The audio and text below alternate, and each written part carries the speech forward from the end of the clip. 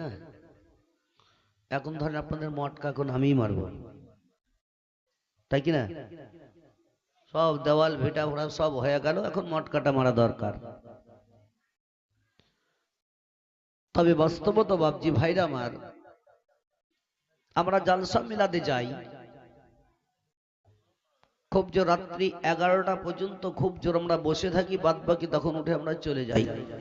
তবে ভেবে আমরা দেখতে পাই না, চিন্তা ভাবনা করে যদি দেখা যায়, একটা রাত আমরা সৌভাগ্য কি আজকে এই জায়গাতে আল্লাহ রাসূলের গুণগান, হাদিস ও কোরআনের আলোচনা হয়। এই রাত্রিটা যদি আগামী কালকে যদি খুঁজে বেড়ান, তার খুঁজে পাবেন না। পাবেন কি? কিন্তু একটা রাত কিন্তু আমরা জেগে থাকতে পারছি না। তবে আপনার যদি আপনাদের এই জায়গাতে অন্যান্য যেমন বিভিন্ন রকমের গান বাজনা হয়, এই গান বাজনা যদি হতো বুঝলেন, খেয়ে না খেয়েও বুঝলেন, এই প্যান্ডেল ঘেরাও যদি না থাকতো, তবু দাঁড়িয়ে দাঁড়িয়ে শোনার চেষ্টা করতো সারা রাত। কিন্তু হারামের দিকে আজকে আমরা লিপ্ত আছি। তবে যতটি লোক আছেন ইনশাআল্লাহ আমার সময় মতোই আপনাদেরকে জীবনী কাহিনী দিয়ে বলেই আমার বক্তব্য ইতিও সমাপ্তি করব। তার আগে 2-3টা কাতার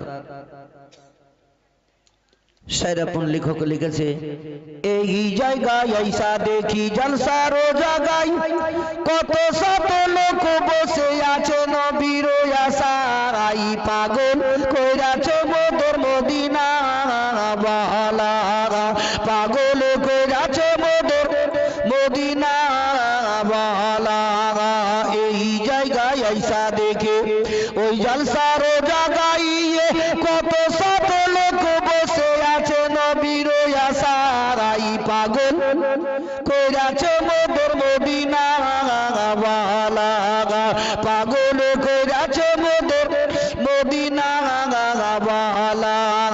নবী যখন আসেন গো মায়ামিনার কোলে, শত শত ফারিস্তারা দরুদ সালাম পড়ে, পাগল কইরাছে মোদের মদিনা ওয়ালা, পাগল কইরাছে মোদের মদিনা ওয়ালা।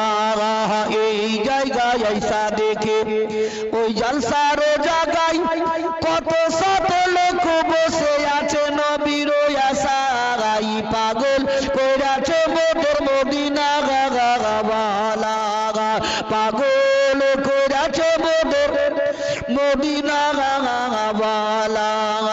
মায়ামিনা বসে কান্দে ওই ছেলে কোলে করিয়া, বাড়ি বাড়ি চেয়ে দেখে মুখের দিকে তাকায়া, পাগল করেছে মোদের মদিনা ওয়ালা, পাগল করেছে মোদের মদিনা ওয়ালা। আল্লাহুম্মা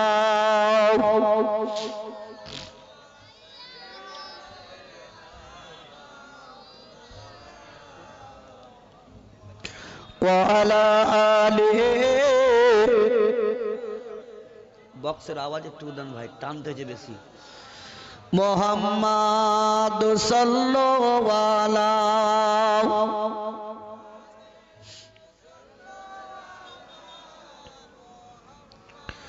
হরদম জবান সে নিকালো,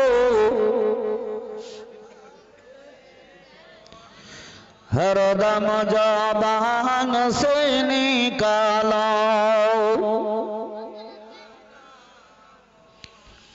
সাল্লাল্লাহু তাআলা আলাইহি ওয়াসাল্লাম।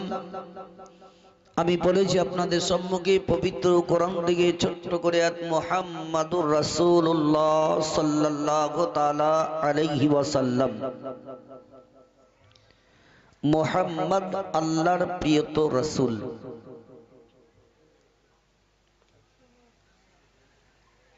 আজ এই জায়গাতে আমরা কয়েকজন বক্তার মুখ থেকে আলোচনা, জীবনী, নবী মুস্তাফার বিশ্লেষণ, আমরা বহুত কিছু আমরা শ্রবণ করলাম। এই জায়গায় আমাদের আসার উদ্দেশ্য একটাই, কিছু আমরা শিক্ষা অর্জন করব, তাই কিনা ভাই? এটা আমাদেরকে ধ্যান দেন, তাই কিনা? শিক্ষা অর্জন করার জন্য। দেখবেন প্রত্যেকটি জালসাতে আমরা দেখতে পাই তিন শ্রেণীর লোক জালসাতে আসে। এই তিন শ্রেণীর লোকের তিন রকম নিয়ে আসে। এক নাম্বার, কোন মৌলবীর গলা ভালো চলে একটু শুনে আসি কে। দুই নাম্বার, জালসাতে বিরিয়ানি রান্না হয়েছে, খাবো, খেতে পালিয়ে আসবো চল। তিন নাম্বার, আমরা জালসাতে যাব, কিছু হাদিস কোরআন আলোচনা শুনবো, শোনার পর কিছু শিক্ষা অর্জন করব, এই নিয়ত নিয়ে আসে। কি ঠিক না বেঠিক বলো? আজকে দেখুন আমরা যতটি লোক বসে আছি, আমাদের উদ্দেশ্য একটা, শিক্ষা অর্জন করার। আজ আমরা বাস্তবত প্রত্যেকটি মানুষের আমাদের শিক্ষার প্রয়োজন আছে। বিভিন্ন রকমের আমরা আলোচনা করি। রাস্তাঘাটে দেখবেন মানুষ ফতোয়া জারি করে, চায়ের দোকানে বসে এখানে ওখানে বসে বসে খুব ফতোয়া জারি করে। কিন্তু ওই লোকটাকে যদি জিজ্ঞাসা করা হয়, কি ভাই সুবহানাল্লাহ কোন কোন জায়গায় পড়তে হয় তুমি কি জানো? তো জানি না। কোন কোন সমাতে কোন জায়গাতে সুবহানাল্লাহ পড়তে হয়, এটাই তো জায়গা আমরা ঠিকভাবে জানি না। মৌলবীদেরকে তো বলে দিতে হয় কি জোরে বলুন সুবহানাল্লাহ, তখন বলছে মানুষ সুবহানাল্লাহ, তাই কি না? কিন্তু একটা কথা যে কোন কথা যে শুনি ওই জায়গাতে আমরা সুবহানাল্লাহ পড়বো, সেটাই আমাদের শিক্ষা হলো না। দুই নম্বর, মানুষ মরার পর যে একটা ছোট্ট দোয়া পড়তে হয়, আমরা ওই দোয়াটা কতজন জানি বলুন? 100% মধ্যে দেখবেন 20% লোক জানে, আর 80% লোক দেখবেন কি সেই মানুষ মরার পর যে দোয়াটা পড়তে হয় সেটাও জানে না। মাটি দিতে যায়, মানুষ বারবার মাটি দেয় না, দেয় না ভাই? একটু বলেন আমাদেরকে, দেবেন শেষ, খুব লম্বা চড়া করবো না, আপনার যতক্ষণ থাকবেন ইনশাআল্লাহ আমি শোনাবো। মাটি দেওয়ার আমরা যে দিতে যাই কবরস্থানে, কয়বার দেয়? 4 বার না 5 বার? 3 বার। এটা আমরা জানি কি 3 বার। তাহলে 3 বার যে মাটি দিতে আমরা কি দোয়া পড়ে দিতে হয়? যারা যারা জানছে, মিনহা খালাকনাকুম ওয়া ফিহা নুঈদুকুম ওয়া মিনহা নুখরিজুকুম তারাতান উখরা। আর যারা না জানছে তারা বলছে বিসমিল্লাহ বিসমিল্লাহ। আর যারা বিসমিল্লাহ মুখ দিয়ে বেরেন হচ্ছে কেন বলুন তো? পাশের লোককে শোনাচ্ছে কি দেখ আমি কত দোয়া জানি। বাস্তবত মুসলমান আমরা বড় বড় ফতোয়া জারি করি, কিন্তু মাটি দেওয়ার দোয়াটাই আজকে আমরা ঠিকভাবে জানি না। জালসা মেলাতে আমরা যাই তো কি শিক্ষা অর্জন করি বলুন? যারা বিরিয়ানি গোশত খেয়ে নিল, চলে গেল বাড়িতে ঘুমালো, কি ঠিক না বে ঠিক বলুন? আমরা বসে যাব, বসবো স্থির ভাবে, বক্তাদের বক্তব্য শুনবো, মাথায় ভরবো, ভরার পর কিছু আমরা পরিবর্তন হবো, আখিরাতকে চিন্তা করবো, জাহান্নামের আগুনকে স্মরণ করে আমার পৃথিবীতে পরিবর্তন আমাদেরকে হতে হবে। আজকে আমরা মানুষ, প্রত্যেকটা মানুষ জান্নাত জান্নাত জান্নাত আমরা করি। নামাজ আমরা পড়ি মসজিদে গিয়ে, আকিমুস সালাত, তোমরা নামাজ কায়েম করো। যে নামাজ আজকে আমরা নামাজ যে পড়ছি, পৃথিবী দুনিয়া থেকে যখন চলে যাব, আল্লাহ রাব্বুল ইজ্জত হাসরের ময়দানে যখন বিচারক হয়ে বিচার করবেন, আমি নামাজ পড়ে পড়ে কপালকে ঘিষ্টে ঘিষ্টে কালো করে দিলাম, পৃথিবীর মানুষকে দেখাচ্ছি দেখো আমার কপালটা কালো, আমার নামাজ পড়ে পড়ে হয়েছে। কিছু মানুষ আছে না ভাই, একবার ওদিকে একবার যাবে তখন এক ঘাসটুন, আসার সময় এক ঘুষ্টুন দিয়ে হয়ে গেল কালো, হচ্ছে না হয় না? নামাজ কপালে সেজদায় করে করে কোনদিন কপাল কালো হয়? এটা তো কোন জানি না, কিন্তু কপাল কালো কিসে হয়? ঘুষ দিয়ে হয়। আমরা তো ছোট থেকে নামাজ পড়ছি, তো কপাল কালোই হয় না? ওই ঘুষটা ঘুষটি করতে গেলেই কালো হবে। তবে ওই ঘুষটা ঘুষটি লোকটাকে পৃথিবী দুনিয়া থেকে শেষ হওয়ার পর আল্লাহ জেনে হাসরের ময়দানে বলবে, বান্দা তোমার নামাজের মধ্যে কমতি আছে, তোমার ইবাদতের মধ্যে কমতি আছে, জিকিরের মধ্যে কমতি আছে, তোমার ইবাদত নেওয়া হবে না। বলুন যদি আল্লাহ একবার বলে দেয় তার স্থান কোথায় হবে? কোথায়? জাহান্নামে হবে, তবে ওই জাহান্নামকে স্মরণ করে একবার চোখের পানি ফেলেছেন? বলো। আমরা তো নামাজ পড়ছি, জান্নাত জান্নাত যাবো যাবো করছি, আল্লাহ যদি একবার বলে দেয় কি তোমার ইবাদত নেওয়া হবে না, অবস্থা কি হবে ভাই? নিজেকে নিজে পরিবর্তন হন, এক অপরকে ভালোবাসার চেষ্টাটা করুন। আজকে আমরা তো নিজে নিজে হিংসাতে হিংসাতে আমরা মরে যাচ্ছি। যে বিশ্বের নবী, কুল কায়নাতের নবী জনাবে মুহাম্মদ রাসূলুল্লাহ সাল্লাল্লাহু তাআলা আলাইহি ওয়াসাল্লাম, তিনি একদিন বাড়ি থেকে বেরিয়ে চলে গেলেন। ঘন্টার ঘন্টা আপনার তিনার বিবি হযরতে খাদিজা রাদিয়াল্লাহু তাআলা আনহা তিনি রাস্তা চেয়ে চেয়ে দেখছেন কি আমার স্বামী বিশ্বের নবী কতক্ষণে আমার বাড়ি আসছেন। খাদিজা দরজায় ইন্তজার করছেন, খাদিজা বসে বসে ঘরের ভিতরে অঝন্যনে কান্না করে। এমন সমাতি খাদিজা রাদিয়াল্লাহু তাআলা আনহা তিনার বেটি হযরতে ফাতেমাতুজ জোহরা রাদিয়াল্লাহু তাআলা আনহাকে ছোট্ট অবস্থায় ফাতেমাকে ডাকলেন, বেটি ফাতেমা একটু তুমি এসো। ফাতেমা দাঁড়ালেন, দেখছে তো মা কাঁদছেন। ওই সমাধে ফাতেমাতুজ জোহরা রাদিয়াল্লাহু তাআলা আনহা বললেন, ওগো আমার আম্মা জান, তবে তুমি এভাবে কেন কান্না করো? তোমার দুই চোখ দিয়ে কেন পানি পড়ে যায়? খাদিজা রাদিয়াল্লাহু তাআলা আনহা বললেন, বেটি ফাতেমা, আমি এই জন্যই কান্না করি গো, তোমার আব্বা বাড়ি থেকে চলে গেছে, 1 ঘন্টা নয়, 2 ঘন্টা নয়, কয়েক ঘন্টা হয়ে গেল, তবু এখন পর্যন্ত বাড়িতে আসছেন না। তবে ফাতেমা, একটু তুমি রাস্তা থেকে, বাড়ি দরজা থেকে বেরিয়ে যাও, রাস্তা দিকে একটু চেয়ে চেয়ে দেখো তোমার আব্বা কতক্ষণে বাড়িতে আসতে আছে। দয়ার নবী মুস্তাফার দিকে লক্ষ্য করে হযরতে খাদিজা রাদিয়াল্লাহু তাআলা আনহা এত কান্না করে, এত কান্না করে, খাদিজার দুই চোখের পানি ঝরঝর করে ঝরে যায়। তবে বাপজিরা, ভাইরা, মা বোনেরা আমার, দেখবেন যদি কোনো মানুষ বিদেশের মধ্যে চলে যায়, ওই সমাতে তার বিবিকে আপন ফোন করে দিল, বিবি রে আমি অমুক দিনে বাড়িতে চলে আসছি, তার স্ত্রী বাড়িতে ইন্তজার করতে থাকবে, ঘন্টার ঘন্টা কেটে যায়, যেই দিনকে আসবে সেই দিনকে তার বেটাকে বলবে, বলে বেটা রে রাস্তা ধরে চলে যাও, তোমার আব্বা কত দূরে আসতেছে একটু লক্ষ্য করে দেখো। ওই বাচ্চাটা বড় খুশি হয়ে যায়, বাচ্চা যা বন্ধর ধরে রাস্তা ধরে চলে যায়। বাবা, কেন নাকি আমার আব্বা আসবে, আমার জন্য বহুত কিছু নিয়ে আসবে। বাচ্চারা খুশি খুশি করতে করতে চলে যায়।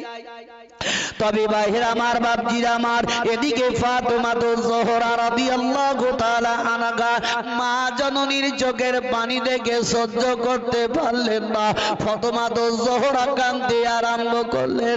মা খাদিজা রাদিয়াল্লাহু তাআলা আনহা বললেন, ওগো বেটি আর কেঁদো না, একটু এগিয়ে চলে যাও, যাও যাও তোমার আব্বার খবরটা নিয়ে আসো। আমি আর স্ত্রী ভাবে থামতে পারি না, আমার মনটা বড় চটপট করে যায়। হযরতে ফাতেমাতুজ জোহরা রাদিয়াল্লাহু তাআলা আনহা তিনি টুকটুক করে রাস্তা ধরে চলতে লাগলেন। একটু আগে যাওয়ার পর ফাতেমাতুজ জোহরা রাদিয়াল্লাহু তাআলা আনহা দেখছেন একটা লোক টুকটুক করে চলে আসতে আছে, কখনো জমিনে পড়ে যায়, আবার কখনো গুটে হাঁটতে আরম্ভ করে।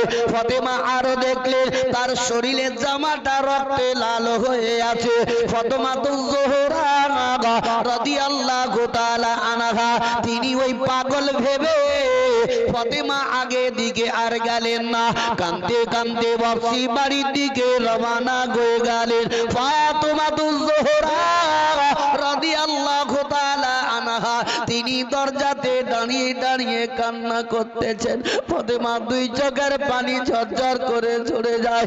ফাতেমা স্ত্রী ভাবে থামতে পারে না। খাদিজার কানে আবার চলে গেল, আমার বেটি ফাতেমা দরজাতে কান্না করে। খাদিজা সঙ্গে সঙ্গে দরজাটা খুললেন, দেখছেন তো ফাতেমাতুজ জোহরা দাঁড়িয়ে দাঁড়িয়ে কান্না করে। খাদিজা বললেন, বেটি গো কেন তুমি এভাবে দাঁড়িয়ে কান্না করো? তোমার আব্বার খবরটা নেওয়ার জন্য তোমাকে পাঠালাম, তবে তোমার আব্বার খবরটা বলো না কেন? ফাতেমার মুখ দিয়ে কোনো কথা বের হয় না। ফাতেমা কেঁদে যায়, কেঁদে যায়।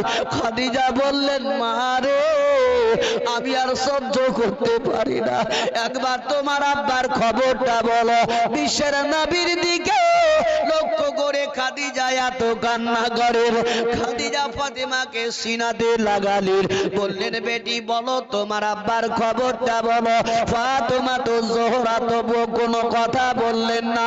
তৃতীয়বারে যখন জিজ্ঞাসা করা হলো, ওই সময়তে ফাতেমা বললেন, মা গো, আমি রাস্তা ধরে যখন চলতেছিলাম, এমন সময়তে সামনে দেখতে পেলাম একটা পাগলের মতো লোক রাস্তায় চলতে চলতে কখনো পড়ে যায়, আবার কখনো উঠে হাঁটতে থাকে। ওই লোকটা পাগলকে দেখে আমি ভাবছি বাড়ি চলে এসেছি। জোরে বলো।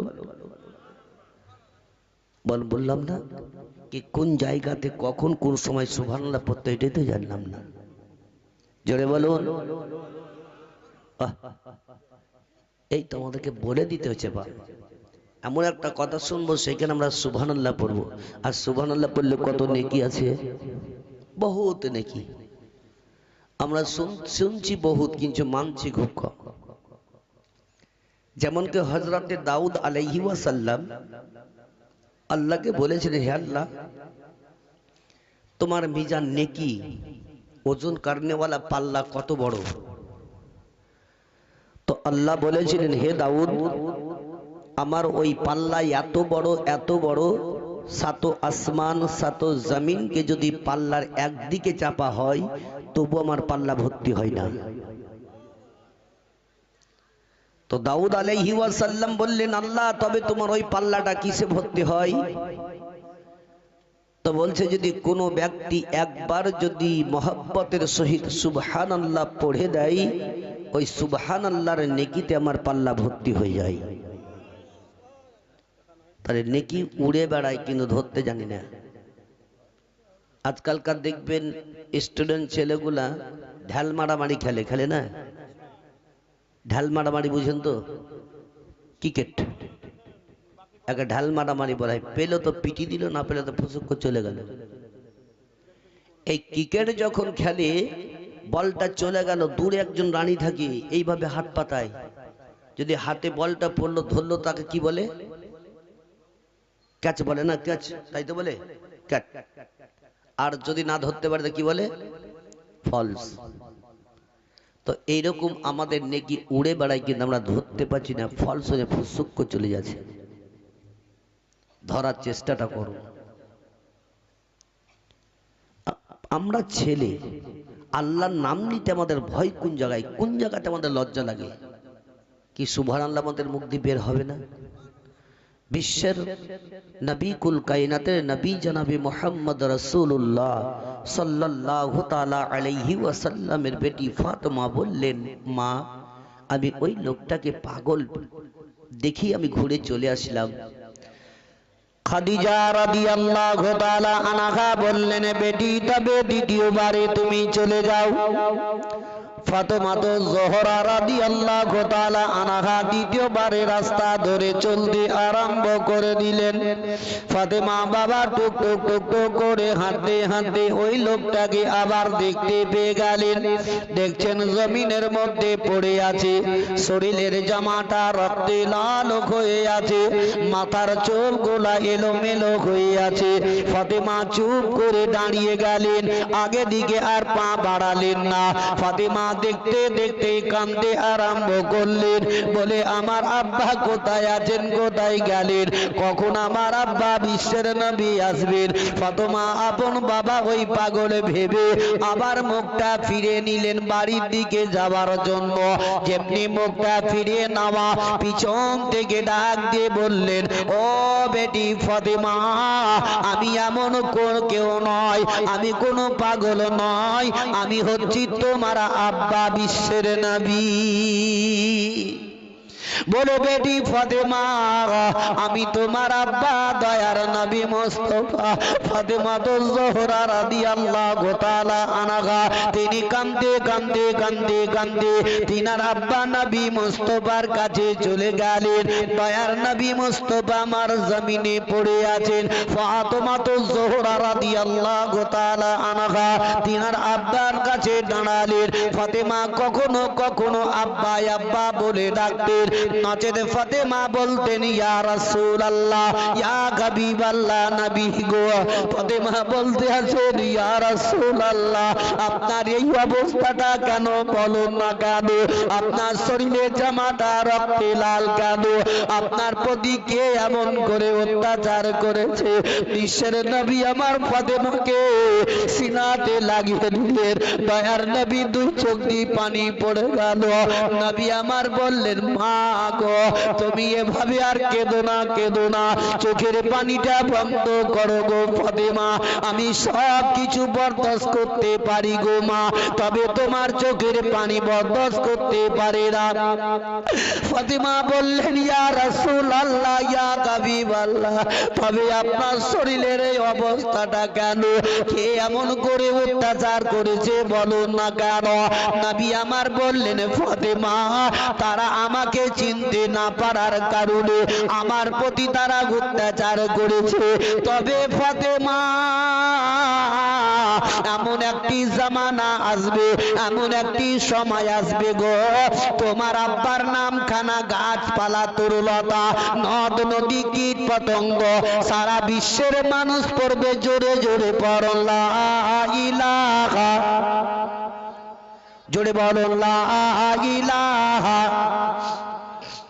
লা ইলাহা লা ইলাহা ইল্লাল্লাহু মুহাম্মাদুর রাসূলুল্লাহ সাল্লাল্লাহু তাআলা আলাইহি ওয়াসাল্লাম। বাবা জীবনের আমার ভাইরা মা বোনের আমার দয়ার নবী মুস্তাফাকে ফাতেমাতুল জোহরা রাদিয়াল্লাহু তাআলা আনহা টুক টুক টুক টুক টুক টুক করে বাড়ির দিকে নিয়ে রওনা হয়ে গেলেন। হযরতে খাদিজা রাদিয়াল্লাহু তাআলা আনহা ঘরের ভিতরে বসে বসে কান্না করেন। খাদিজার দুই চোখের পানি ঝরঝর করে ঝরে যায়। হযরতে ফাতেমাতুল জোহরা বিশ্বের নবীকে যেমনি নিয়ে এলেন দয়ার নবী আমার একটি আওয়াজ দিলেন দরজাতে। এক আওয়াজ দেওয়া মাত্রই সঙ্গে সঙ্গে খাদিজা দরজাটা খুলে দিলেন। দেখছেন তো বিশ্বের নবী আমার দাঁড়িয়ে আছেন, ফাতেমাতুল জোহরা একদিকে দাঁড়িয়ে আছেন। বিশ্বের নবীর শরীরে জামাটা রক্তে লাল হয়ে আছে, মাথার চুলগুলা গেল মেলো হয়ে আছে। বিশ্বের নবীজি খাদিজার মুখের দিকে তাকালেন আর খাদিজা নবী মুস্তাফাকে দেখার পরে আরো জোর কাঁদতে আরম্ভ করে দিলেন। খাদিজা আর স্থির ভাবে থামতে পারেন না। খাদিজা বললেন ইয়া রাসূলুল্লাহ ওগো আল্লাহর নবী গো আপনার এই অবস্থাটা কেন বলো না কেন? নবী আমার বললেন খাদিজা আর কেঁদো না, একটু চোখের পানি বন্ধ করো। বিশ্বের নবী বললেন ও খাদিজা আমি তোমাকে একটি কথা জিজ্ঞাসা করব। খাদিজা রাদিয়াল্লাহু তাআলা আনহা বললেন ইয়া রাসূলুল্লাহ ইয়া হাবিবাল্লাহ নবী গো আপনি কি এমন কথা জিজ্ঞাসা করবেন বলুন না কেন? হযরতে খাদিজার মুখের দিকে তাকিয়ে বিশ্বের নবী বললেন খাদিজা তোমার দরজাতে আসার পরে আমি একটা আওয়াজ যখন দিয়ে দিই সঙ্গে সঙ্গে তুমি দরজাটা খুলে দাও, তবে তুমি কি দরজাতে 24 ঘন্টা দাঁড়িয়ে থাকো? খাদিজা রাদিয়াল্লাহু তাআলা আনহা বললেন ইয়া রাসূলুল্লাহ ওগো আমার স্বামী মাথার মনি দয়ার নবী মুস্তাফা আপনার জন্য আমি 24 ঘন্টা দরজাতে দাঁড়িয়ে দাঁড়িয়ে দাঁড়িয়ে দাঁড়িয়ে ইন্তজার করি, কেননা আপনি কোন মুহূর্তে কোন সমাদে আপনি আমার দরজাতে চলে আসবেন। এই জন্যই আমি 24 ঘন্টা দাঁড়িয়ে থাকি। এক আওয়াজের পরে দ্বিতীয় আওয়াজ যদি আপনি আমার দরজাতে দেন, তবে ওই দ্বিতীয় আওয়াজের জবাবটা আমি আল্লাহর দরবারে কি বলে দিব, তার জন্য আমি দাঁড়িয়ে থাকি। নবীজি বললেন, খাদিজা তবে তোমার শরীরে কি ব্যথা হয় না, তোমার শরীরে কি কষ্টটা হয় না দাঁড়িয়ে দাঁড়িয়ে থাকাতে? খাদিজা বললেন, ইয়া রাসূলুল্লাহ, ওগো আল্লাহর নবী গো, আমার শরীরে ব্যথা হয়, কষ্টটা হয়। আপনি যখন আমার দরজাতে এসে আওয়াজ দেন, আমি দরজাটা খুলে দেয়। খোলা মাত্রই আপনার পবিত্র চেহারা দেখতে গেলে আমার শরীরে সমস্ত বেদনা দূর হয়ে যায়। জোরে বলো। তাহলে নবী ছিলেন কে? নবী মুস্তাফার চেহারা দেখলে পরে সমস্ত সব শরীরের বেদনা দূর হয়ে যেত। আর আজকালকার নারীরা, আজকালকার মা বোনরা জালসা মেলাদ শুনে শিক্ষা বর্জন করে কি?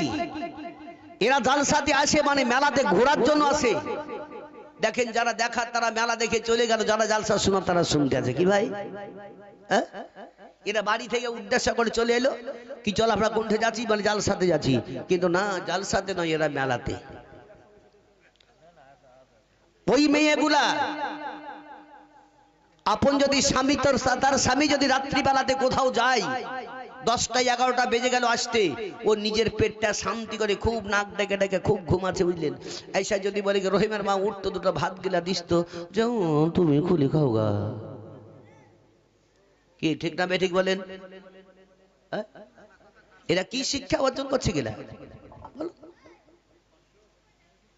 আজকে আমরা শিক্ষা অর্জন আমাদের শোনার ভাই শুনতে হয়, চল জালসা চলছে চলে যায়। কি পরিবর্তন এখন হন মায়ের আমার, যে কয়টি মা আমার আছেন অবশ্যই জীবনে কাহিনী শোনার পর কিছু একটু পরিবর্তন হন। জান্নাত পাওয়া সহজ কথা নয়। এখানে বিশ্বের নবীজি আমার দয়ার নবী রাহমাতুল লিল আলামিন খাদিজার বাড়ি থেকে যাওয়ার পরে একদিন গুহাতে গর্তে আল্লাহ রাব্বুল ইজ্জাতের জিকিরের মধ্যে শামিল হইয়াছে। জোরে বলুন সুবহানাল্লাহ। এ ভাই, আপনার এই জায়গাটা কি বলছে গ্রাম? বাবলা বোনা, মানে বাবুলের বিচুনগুলা বুনে বুনে বুনে বুনে বাবলার গাছ হয়েছিল, তো হয়ে গেছে বাবলা বোনা নাকি? নাম কিছু একটা উদ্দেশ্য থাকে। এই বাবলার গাছ আছেই বলে বাবলা বোনা বিচে কেউ বুনেছিল। এই বাবলা বোনা থেকে কোনো একজন ব্যক্তি যদি বোম্বাই দিল্লি যদি যায়, তো বাড়ি থেকে বের হওয়ার সময় দেখবেন মনটা তার খারাপ করবে। একা একা যেতে ভালো লাগবে না। লাগবে কি? যদি আরেকজন হয়তো একটু ভালো লাগতো, গল্পে গল্পে চলে যেতাম। আবার কিছু কিছু যুবক যুবক ছেলেরা আছে পেটের দায়ে যেমন দিল্লি বোম্বাই বহুত বহুত দূর দিয়ে কেরালা টেরালা দিয়ে খাটার জন্য যায়, যায় না জানা? এরা যখন একাই যায় তখন বাস স্ট্যান্ডে কিংবা রেল স্টেশনে যাওয়ার পর বসে বসে বসে খুব চিন্তা করে, যাব কি যাব না, যাব কি যাব না। এমনি করতে করতে সারা দিন কাটিয়ে দিল। সন্ধ্যার সময় বাড়ি এসছে ঘুরে, কি ব্যাপার? বলে গাড়ি ফেল। বলে না গাড়ি নাই, গাড়ি আজ বন্ধ। তাহলে একাই যেতে কণ্ঠিত্য লাগে, খারাপ লাগে। সঙ্গী হলে ভালো হয়। তবে ভাই আমার, বাপজিরা আমার, মায়ের আমার, এই পৃথিবীর দুনিয়া ছেড়ে তো একাই একাই যেতে হবে, হবে না? হবে না? তাহলে একাই যে যাবো, তো যেতে কি ভালো লাগবে? একটু বলে ভালো লাগবে? তাহলে সঙ্গীর দরকার। তাহলে পৃথিবীতে সঙ্গী তৈরি করতে গেলে পরে নামাজ পড়ুন। পৃথিবীতে যদি সঙ্গী তৈরি করতে হয় জিকির করুন। পৃথিবীতে যদি সঙ্গী তৈরি করতে হয় দান খায়রাত করুন। পৃথিবীতে যদি সঙ্গী তৈরি করতে হয় মাহে রমজানের রোজা রাখুন। তাহলে এরাই যাবে আপনার সঙ্গী সাথী হয়ে। জোরে বলুন। আর মাতালদের সোহবাতে বসবেন তো মাতালি বুদ্ধি পাবেন, পাবে না? পাবে না? যেমন একটা লোক, এক মাতাল বুঝলেন, রাস্তা দিয়ে যাচ্ছে, আর ওদিক থেকে মৌলবি সাহেব বুঝলেন খুব ধাও ধাও করে চলে আসছে, খুব তাড়াতাড়ি একটা কাজে যাচ্ছে। তো মাতালটা মৌলবিকে দেখে বলছে, মৌলবিকে আমি প্রশ্ন করব। এই প্রশ্ন করবে এই নিয়তটা এঁকে নিয়েছে মাতাল। তো মৌলবিটা যেমন কাছাকাছি এসছে আর হাতটাকে ধরে বলছে, মৌলবি সাহেব আপনাকে আমি একটা প্রশ্ন করব, উত্তর দিতে হবে। মৌলবি সাহেব বলছে, ভাই আমি একটু কাজে যাচ্ছি, খুব আর্জেন্ট আছে, তবে তুই কালকে প্রশ্ন করিস, তোর উত্তরটা আমি দিয়ে দিব। এই মাতাল এক্ষুনি করবো, এক্ষুনি উত্তর দিব। মাতালের দিকে হয় না, হয় না? আপনাদের দেশে মাতাল আছে তো বহুত আছে ভাই, কোনো দেশ আর বাকি আর নাই। তো এই মাতাল বললেন, বারবার বলে, মৌলবি সাহেব রেগে বলছেন, তোর প্রশ্নটা কি আছে তো একটু বল তো দেখি। তো মাতাল বলছে, মৌলবি সাহেব আল্লাহ প্রত্যেক মাসে একটা একটা করে নতুন নতুন চাঁদ দেয়, তো পুরাতন চাঁদটা যায় কতি? বলবি চুপ।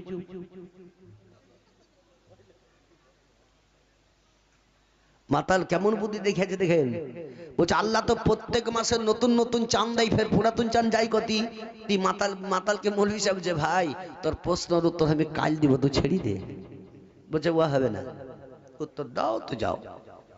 আজকালকার এরকম আজর পাকা ওই কি বলে পাবলিক আছে না নাই বলেন, মৌলবিদেরকে এমন এমন হাইন্টা কথা বলে দেয় যে কোনো কিতাবও নাই, কোনো বইও লেখাও নাই, এমন প্রশ্ন করে দিল।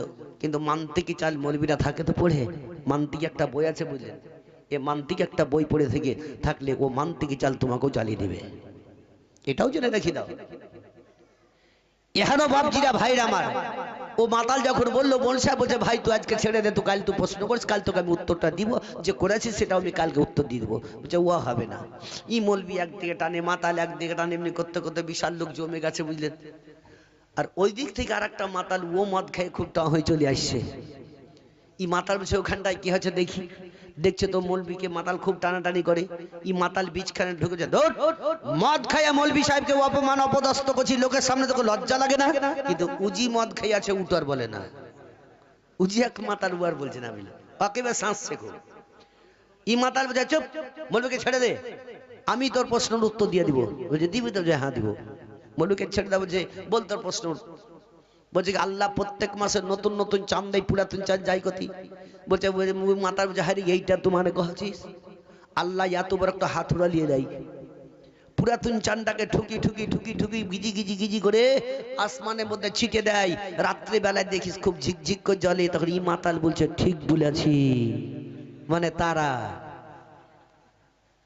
তো মাতালের সোহবাতে বসবেন তো মাতালি বুদ্ধি পাবেন, গাঁজারি সোহবাতে যদি বসেন তো গাঁজারি বুদ্ধি পাবেন, তাসেরি আড্ডাতে যদি বসেন তো তাসেরি বুদ্ধি পাবেন, আর ভালো লোকেদের সোহবাতে যদি বসেন তো ভালো বুদ্ধিটাই পাবেন।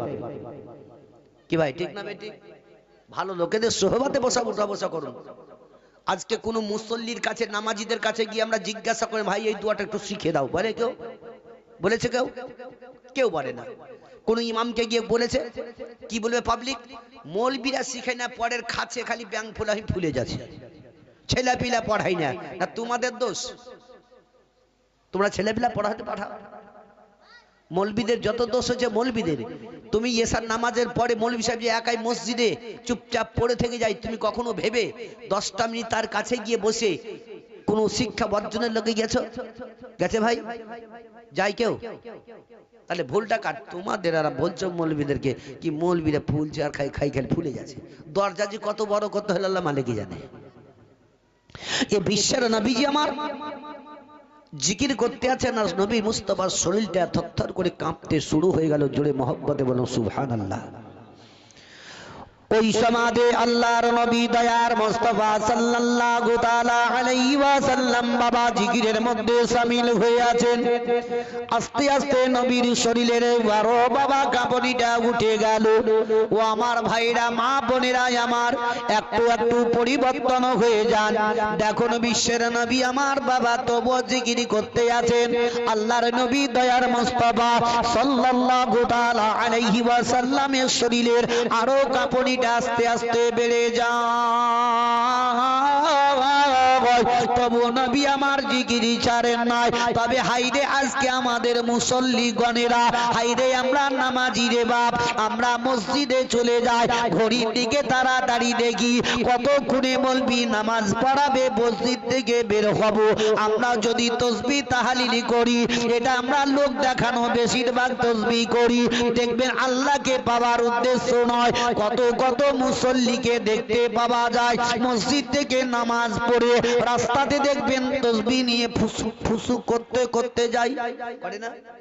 রাস্তাতে লোক দেখাই কি দেখো আমি কত তসবিহ তৈরি করি আর কত তসবিহ বা গুনি। চায়ের দোকানে বসে বসে তসবিহ গুনে। এ মুসলমান ভাইরা আমার, ওই মুসল্লিদেরকে আমি বলবো তুমি লোক দেখানো তসবিহ করো না। যদি আল্লাহকে পাওয়ার উদ্দেশ্য তসবিহ করতে হয় মসজিদের কোণে বসে বসে করো। যদি আল্লাহকে পাওয়ার উদ্দেশ্য করতে হয় ঘরে বসে বসে করো। আল্লাহকে যদি পাওয়ার উদ্দেশ্য করতে হয় কোন জঙ্গলে পাহাড়ে গিয়ে করো। আর লোক দেখানো যদি তসবিহ করে বেড়াও, রোজ হাসরের ময়দানে ওই তসবিতে তোমাকে ঢাল মারা করে মারবে, তুমি লোক দেখি আমাকে গুনেছিলে। কি ঠিক না বেটি? লোক দেখানো হয় না, ওই তসবিতে ঢাল মারবে। আর আল্লাহকে পাওয়ার উদ্দেশ্য যদি করো তবে দেখবে তসবিহ করতে করতে তোমার দিল কানা কেন কি তো শরীরটা পর্যন্ত কেঁপে উঠবে। আল্লাহর নবী দয়ার মুস্তাফা সাল্লাল্লাহু তাআলা আলাইহি ওয়াসাল্লামের ও শরীরটা যখন আরো বেশি কেঁপে কেঁপে উঠে গেল, নবী মুস্তাফা স্থিরভাবে থামতে পারলেন না। নবী আমার চট করে উঠে গিয়ে খাদিজার বাড়ির দিকে রওনা হয়ে গেলেন। হযরতে খাদিজা রাদিয়াল্লাহু তাআলা আনহার দরজাতে গিয়ে বিশ্বের নবী আমার ডাক দিলেন। আওয়াজ যখন দিলেন সঙ্গে সঙ্গে খাদিজা দরজাটা খুলে দিলেন। দেখছেন তো নবী মুস্তাফা দাঁড়িয়ে আছেন। দয়ার নবী মুস্তাফার শরীরে কাঁপুনি উঠে গেছে। খাদিজা রাদিয়াল্লাহু তাআলা আনহা বললেন, ইয়া রাসূলুল্লাহ, ইয়া হাবিবাল্লাহ, নবী গো আপনার শরীরের কাঁপুনি কেন বলো না কেন? নবী মুস্তাফা কোনো কথা বললেন না। খাদিজা কাঁদতে আরম্ভ করলেন। দ্বিতীয়বারে জিজ্ঞাসা করলেন। দয়ার নবী মুস্তাফা বললেন, খাদিজা ভিতরে চলো। দয়ার নবী মুস্তাফাকে নিয়ে গেলে খাদিজা বিছানা করে দিলেন। দয়ার নবী মুস্তাফা আমার শুয়ে গেলেন। খাদিজা রাদিয়াল্লাহু তাআলা আনহা বিশ্বের নবীর সিথানের নিকটে বসে গেলেন। খাদিজার দুই চোখ দিয়ে পানি পড়তে ছিল। বিশ্বের নবী আমার ইশারা করে বলছেন, ও খাদিজা কেঁদো না, কেঁদো না, চোখের পানি একটু বন্ধ করো। খাদিজা রাদিয়াল্লাহু তাআলা আনহা বললেন, ইয়া রাসূলুল্লাহ, ইয়া হাবিবাল্লাহ, নবী গো আপনার সঙ্গে এতদিন ধরে আমি উঠবস করেছি ইয়া রাসূলুল্লাহ, তবু আপনার শরীরের কাঁপুনি আমি দেখি নাই। তবে আজকের শরীরে কেন কাঁপুনি, কারণটা কি বলুন? দয়ার নবীজি খাদিজা রাদিয়াল্লাহু তাআলা আনহাকে বললেন, খাদিজা তুমি একটি চাদর আমার উপরে উড়িয়ে দাও। জোরে বলো। বিশ্বের নবীজি বলছেন একটা চাদর উড়িয়ে দাও। খাদিজা রাদিয়াল্লাহু তাআলা আনহা বিশ্বের নবীর শরীরে একটা চাদর চড়িয়ে দিলেন। তবু কিন্তু কাঁপুনি থামছে না, আরো বেড়ে যাচ্ছে। জোরে বলো সুবহানাল্লাহ। কাঁপুনি উঠে যায়। যেমনকে দেখবেন বাড়িতে কোনো বাচ্চাদের জ্বর আসে, কিছু কাঁপুনি জ্বর আসে, আসে না ভাই? কাঁপুনি জ্বর আসে। কোনো বাচ্চাকে যদি কাঁপুনি জ্বর আসে, গর্ভধারিণী মা যদি আপনার কাজকর্ম লিপ্ত হয়ে থাকে, বাচ্চার ওই কাঁপুনি জ্বর আসে, তো দেখবেন সমস্ত কাজকর্ম বাদ দিয়ে মা দৌড়ে দৌড়ে বাচ্চাকে সিনাতে করে তুলে নিয়ে চাদরে ঢেকে দেয়, ঢাকে না? মা এমন জিনিস একটা, মায়ের মতো দরদি পৃথিবী তার কেউ নাই। ও মা জননী আমার বাচ্চাকে নেওয়ার পরেও চাদরে ঢেকে দিয়েও যখনই কাঁপুনি বন্ধ হয় না, ল্যাপ দিয়ে দেয়, তবু কাঁপুনি বন্ধ হয় না। ওই সমাজে গর্ভধারিণী মা বাচ্চার কাছে নিয়ে গিয়ে আপন সিনাতে লাগিয়ে মুখখানা লাগিয়ে দিয়ে আল্লাহকে বলে, আল্লাহ গো, তুমি আমার বাচ্চার শরীরের কাঁপনিটা বন্ধ করে দাও। আল্লাহর কাছে দোয়া করতে থাকে। আজ আমরা সেই মাকে কতই বা ভালোবাসি, যে গর্ভধারিণী মা, যে দুধ খাইয়ে আজকে আমাদের বড় করলো, যে মা জননী আমার 10 মাস 10 দিন গর্ভে নিয়ে থাকলো। ওই মা এমনকি শীতের রাত্রিতে বিছানায় যদি পিশাব করে দেওয়া হয়েছে, মা বাচ্চাকে আপন করেছে কি শুকনো কাপড় দিয়েছে, মা ভিজা কাপড়ে থেকেছে। ওই মা জননীকে আজকে আমরা বড় হওয়ার পর একটি পরের মেয়েকে বিয়ে করে বউ সাজিয়ে বাড়িতে নিয়ে আসার পরে ওই বউয়ের প্রেমে পাগল হয়ে আজকে মা বাপকে আমরা ভালোবাসতে পারি নাই। তবে আমার বাপজি ভাইরা আমার একটু একটু পরিবর্তন হয়ে যান। ওই মা যতই মায়ের প্রতি অত্যাচার করেন না কেন, যদি একবার মা বলে ডাক দিয়ে দেন, তখনই মা জননী আমার পিছনকার বেদনা ভুলে গিয়ে, বাচ্চার সব কষ্টটা একদম ভুলে গিয়ে মা বাচ্চাকে সিনাতে টেনে নেয়। জোরে বলুন। আচ্ছা, মাকে ভালোবাসেন দেখে কটালো মাকে ভালোবাসে? হাত চান তো দেখি। সত্যি প্রকৃত সত্য মায়ের যদি সন্তান হাত চান দেখি এভাবে, সবাই ভালোবাসে। আচ্ছা বলুন তো, হাত চাললেন মায়ের নামে, কয়েকটা লোক চাললো না, এরা মনে হয় মাকে ভালোবাসেনি। তবে যাই হোক, যদি সত্য মাকে ভালোবেসে থাকেন, কোনো একজন মায়ের নামে 100 টাকা দিবেন? 100 টাকা মার নামে। আমি চাঁদা নই, আমি কারোর চাঁদার লেগে উঠিনি ভাই, আমি বলবোই। তবে মার মহব্বতে আমি 100 টাকা চেয়েছি। এদের ভাই আমার দেবেন, আমার হাতে দেন 100 টাকা। যদি আছে নাও থাকে, মার প্রেম মহব্বত স্তন থেকে দুধ খেয়েছে মায়ের দিকে তাকিয়ে মাত্র 10টা টাকা আমার হাতে দেন। এই দেখেন মাশাআল্লাহ, এ ভাই আমার 200, এ দেখেন 100। দেখবো মার মহব্বতটাই দেখবো। যদি নাও থাকে 10টা টাকা কমসে কম দেন। যে চায়ের দোকানে বসলে চা খেতে গেলেই 10-20 টাকা চলে যায়, আজ মাকে ভালোবেসে মার নামে 10টা টাকা। কোনো মায়ের আমার প্যান্ডেলের ভিতর যে মায়েরা আমার আছেন, দরদি মা জন, আমার 10টা টাকা আমার কাছে পাঠিয়ে দেন মার মহব্বতে। যে বলে, মাই যে আমার ছেড়ে গেল জনমে লাগিয়া, আর কারে ডাকিব, আরে কারে ডাকিব মাগো মা বলিয়া। মাই যে আমার ছেড়ে গেল জনমে লাগিয়া, আর কারে ডাকিব, কে খায় হাই রে খিদেটা পাইয়া মায়ে আমায় ছেড়ে গেল। এই দেখেন একজন 120। ভাই 10টা টাকা না আছে তো 5টা টাকা দেন, শেষ মায়ের দোয়াটা নিয়ে নেন। আর বেশি বাড়াবো না, আর আধা ঘন্টার মধ্যে দিতে করবো। ভাই 5টা টাকা আছে? 5 টাকাও নাই?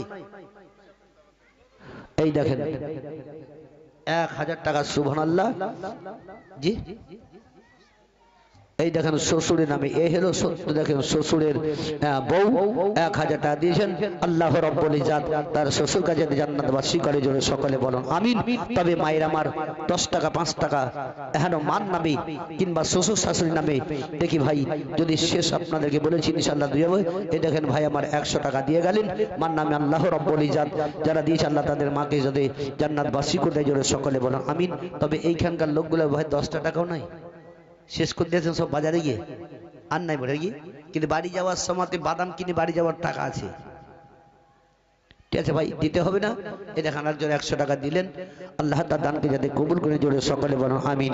মাহি যে আমার ছেড়ে গেল জনমে লাগিয়া, আর কারে ডাকিব, আরে কারে ডাকিব মাগো মা বলিয়া। মাই যে আমার ছেড়ে গেল জনমে লাগিয়া, আর কারে ডাকিব, কে হাই হাই রে খিদেটা পাইয়া মাঝে। এই দেখেন একজন মা আমার 100 টাকা দিয়ে গেলেন। সুবহানাল্লাহ। আল্লাহ তার দানকে যাতে কবুল করে, জোরে সকলে বলো আমিন। খিদেটা পাইয়া মাঝে আমায় ছেড়ে গেল, একবারে নাম খুলিয়া আমারে বলিল, মনের কথা মনে রেখে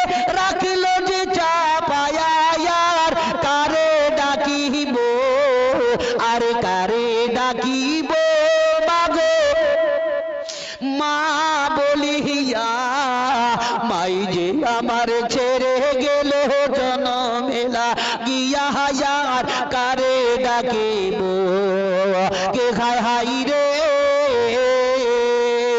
মাই যে আমার কত আপন বুঝাই কি করিয়া কান্দে পরানা আকুল হইয়া মাইর লাগিয়া সেই মায়ের বুলিয়া গিয়া কেমনে বাঁচিব আর কারে ডাকিব আরে কারে ডাকিব মাগো মা বলিয়া মাই যে আমার ছেড়ে গেল জনমেলা গিয়া আর কারে ডাকিব আল্লাহুম্মা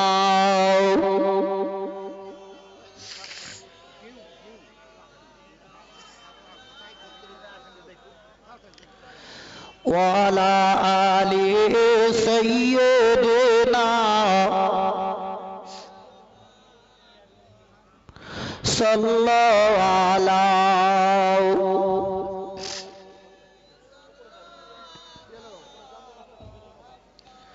হরদম জবান শ্রী কালো পাগনামে মোহাম্মদ হরদম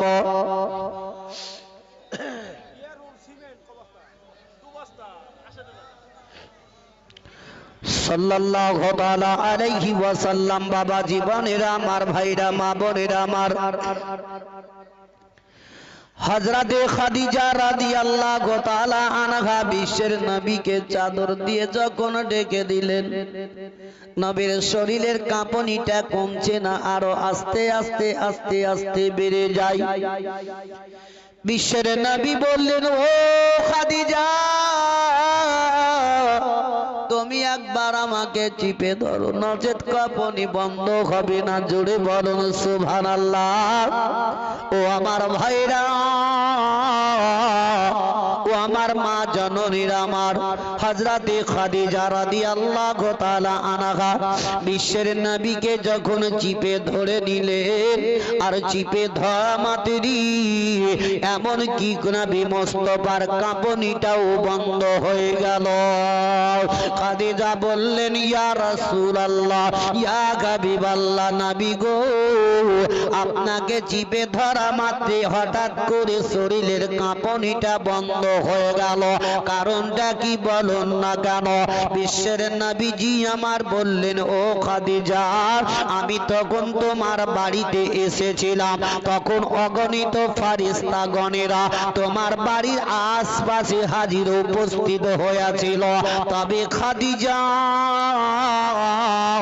যখন তুমি আমার চিপে ধরলে ওই সমাজে তোমার মাথা থেকে সামান্য একটু কাপড় হটে গেল।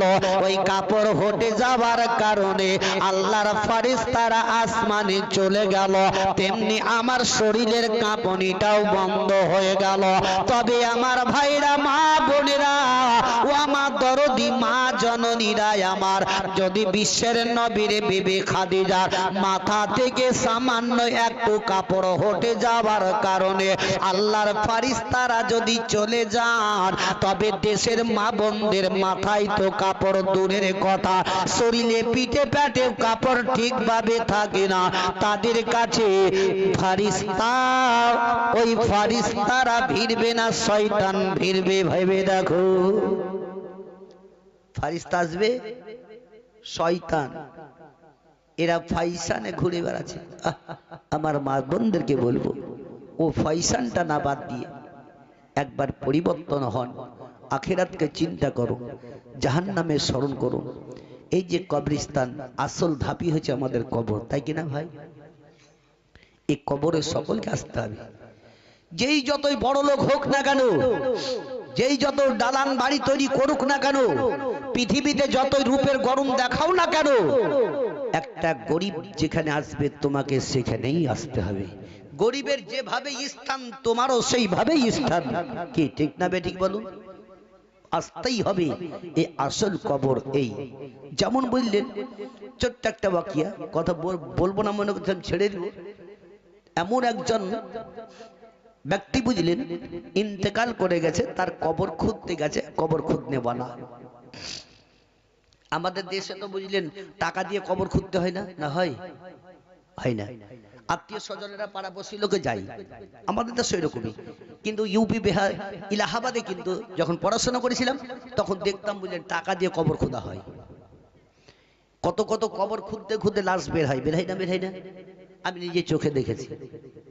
কবর খোদারা যখন কবর খুঁড়ে বুঝলেন তো নতুন জায়গাতে খুঁড়বে না, যে পুরাতন যেগুলো আছে কবর আছে সেইগুলোকে লাগে খুঁড়তে। মানে ওইটা তাড়াতাড়ি মাটি হটিয়ে দিয়ে তাকে সাইডে একটু আরেকটু ফুটো করে ওকে সাইডে ভরে দিয়ে মাটিটাকে বাড়াবার করে হাঁসড়ি তৈরি করে দেয়।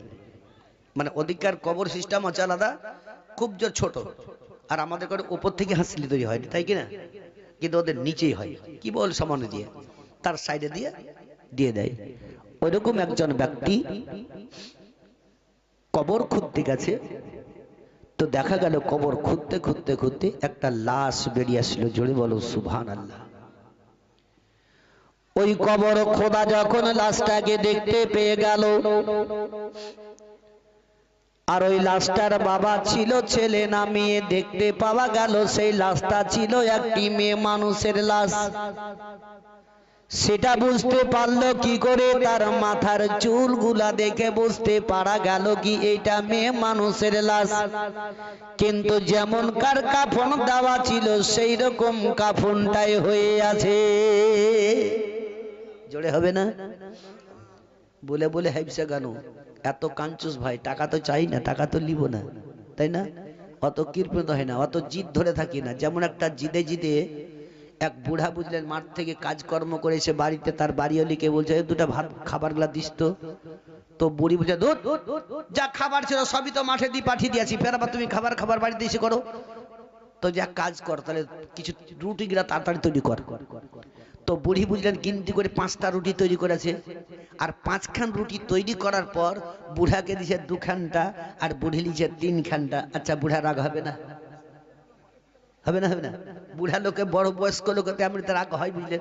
তো বুড়া যে 5 দেখাচ্ছি বুড়ি তোর মা যাকে বেহিয়ে দেবো বেড়ে, তোকে রুটি তৈরি করতে বললো তো আমাকে 2খানটা তুই 3খানটা। তো বুড়ি কাছে কি আমি বাড়িতে কাজ করছি, আমি 3খান নিবো, তোমাকে 2খান দিব। বুড়া কাছে আমি রোদে মাঠে ধূপে রাজ কাজ করে এসে তোকে করতে বললো তো ফের আমাকে 2খানটা। বলছে ও হবে না, আমি 3খানটা নিব। বুড়ি বলছে না, আমি 3খানটা নিব। এমনি জিদ করতে করতে বুঝলেন বুড়ি চট করে বলছে শোনো, অত চেঁচাচেঁচি না করে একটা শর্ত আছে, আগে যে কথা বলবে তার রুটি কমবে।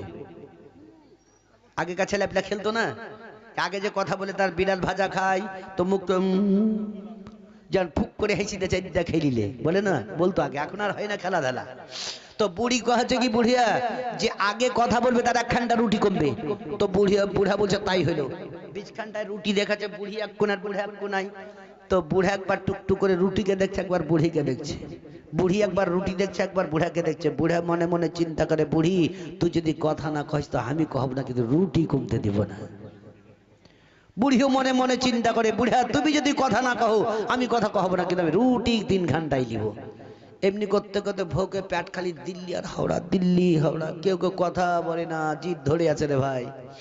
সারা রাত কেটে গেল, ভোর বেলাতে দের বুড়া বুড়ি একটা অভ্যাস ছিল কি পাড়াপড়শির লোকে চেঁচিয়ে উঠে দিত।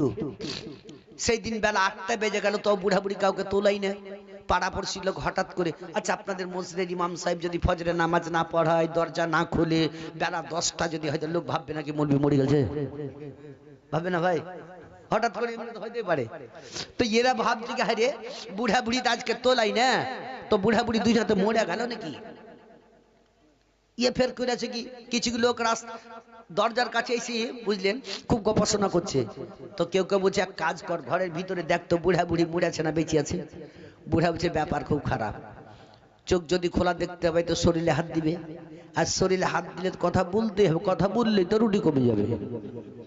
তো বুড়া মানে কি চোখ আগে থেকে বন্ধ করে লিয়েছে বুঝলেন। তার বুড়ি বলছে ও তুমি পারলে তো ফের আমি পারবো না, আমিও তো চোখ বন্ধ করি কিন্তু রুটি কমতে দিব না। ও চোখ বন্ধ করে লিয়েছে, বুড়ার নাকে হাত দিয়েছে। তো বুড়া নিঃশ্বাস বন্ধ করে বসে আছে। তো যে বুড়া মারা গেছে, নিঃশ্বাস বন্ধ, শেষ। তো যে বুড়িকেও দেখতো, বুড়িও নিঃশ্বাস বন্ধ করে লিয়েছে। কিন্তু এদিকে কেউ ভাই কেউই মরেনি বুঝলেন, জীবিত আছে। মাইকে এলান হইলো বুড়া বুড়ি মারা গেছে, জোহর নামাজ পড়ে মাটি হবে।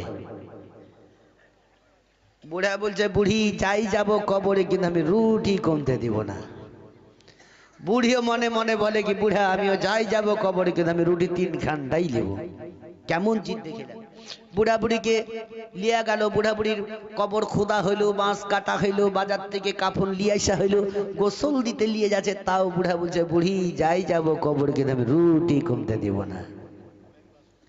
দুজনাকে বুঝলেন কাফন টাফন পরিয়ে কবরস্থানে নিয়ে গেছে, বুঝলেন। কবরস্থানে নিয়ে যাওয়ার পর কেউ কেউ বলছে আচ্ছা আগে বুড়িকে দিবি না বুড়াকে দিবি। তো বুড়া মনে মনে চিন্তা করছে এবার ব্যাপার খারাপ। তাও বুঝে বুড়া মনে মনে বলছে বুড়ি যদিও যাই কবরে, কিন্তু আমি রুটি কমতে দিব না। বুড়িও বলছে যদিও কবরে নামতে তবু সে আর কিন্তু রুটি কমতে দিস। তো কেউ বলছে হ্যাঁ রে মেয়ে মানুষ তাকে পরে দিস, বুড়াটাকে আগে দে। তো বুড়া বলছে এবার শেষ অবস্থা আমার। আচ্ছা বলুন ওপর থেকে কয়টা লোকে নামাই? এগুলা দেখে রাখিয়েন। 3টা লোকে নামাই, নিচে 2টো লোকে ধরে, কটা হলো 5টা, রুটি ছিল 5টা। কবরে যখন নামিয়ে দিয়েছে বুঝলেন, ওই নামার পরে মুখের কাপড়টা যখন খুলে কাবার দিকে একটু ঘুরাই না, ঘুরাই, তো মুখের কাপড়টা খুলে দেওয়ার পর তখন বুড়া বলছে কি যদি এবার বাঁশ চাপায় তা আর কোন উপায় নাই, এতক্ষণ যা হইলো হইলো। এবার মুখের কাপড়টা খুলেও দিয়েছে, গিটও খুলে দিয়েছে।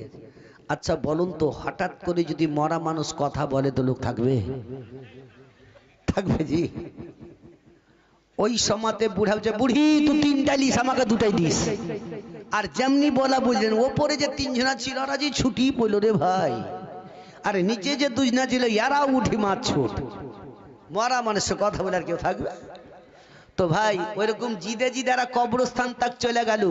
তো তেমনি আপনারাও দরুদ পড়তে, সুবহানাল্লাহ পড়তে, নামাজ পড়তে, ইয়া করতে সবই একেবারে জিদ ধরে আছেন। মৌলবীরা পড়ছে পুড়ি যাক, যেদিন কবরে যাব সেদিন বুঝতে পারবো। তবে একবার জোরে সরে দরুদ পাক পড়ুন আল্লাহুম্মা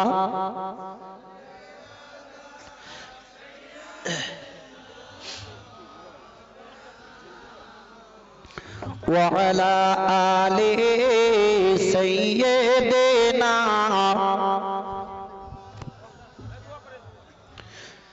সাল্লাল্লাহু তাআলা আলাইহি ওয়াসাল্লাম। বাবা জীবনেরা আমার, ভাইরা আমার, ওই কবর খুঁড়তে খুঁড়তে যখন লাশটা পেয়ে গেল, যেমন কার কাফন তেমনি বাবা কাফন পরিধান করানো আছে।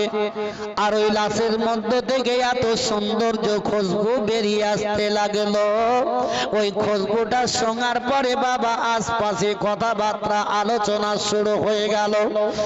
এমনকি লোকেরা একটা দুটো করতে করতে ওই কবরস্থানে আসলো ওই লাশটা দেখার জন্য।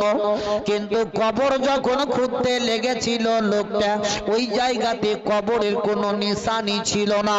একদম যেমন বারবার মানুষ হাঁটাফেরা করে এইরকম সমান কবরস্থানটা। ওই জায়গায় কবর খুঁড়তে খুঁড়তে যখন